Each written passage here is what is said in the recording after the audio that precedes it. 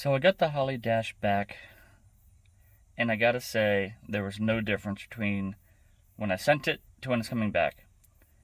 So what I ended up doing was just going old school, getting an old school mechanical oil pressure line, hooking it in, you know, it's like, who cares?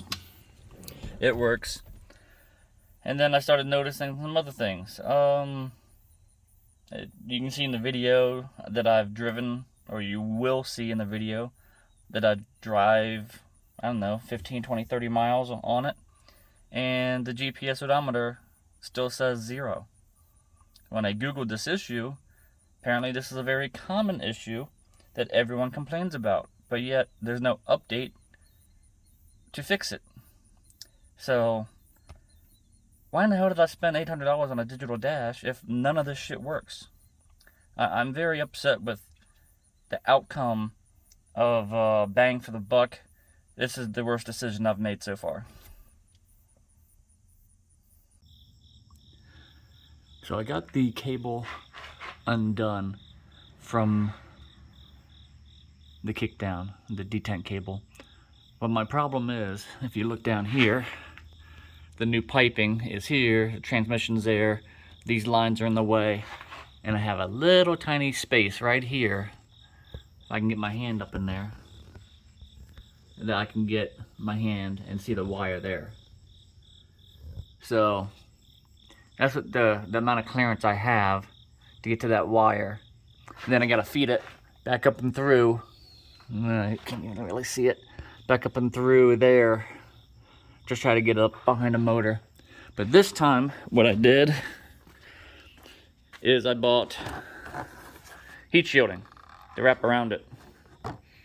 So when I pull it through this time, it's gonna be heat shielded, and I'm gonna try to zip tie it completely out of the way, at least further than 2 or 3 inches, the new thermostat. So that's the goal.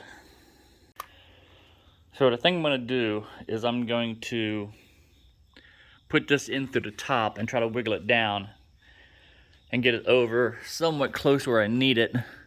Even have to get pliers in there to try to guide it, but there's no way I can push it up with that big old end on it to get it to go up through. I'm gonna have to come down.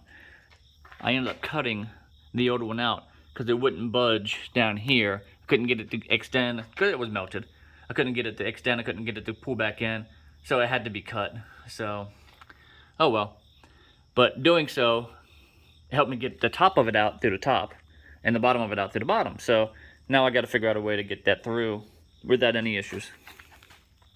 And as you can see, the ladder's here, truck's way up there. Instead of pulling it down and up and up and down, I'm just gonna crawl up the ladder and do it.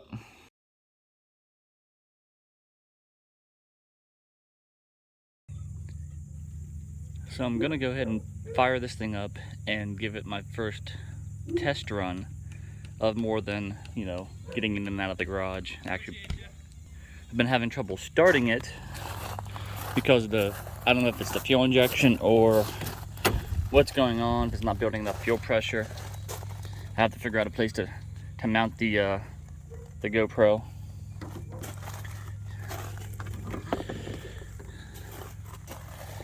So you can see nothing's really, no dash is still coming in.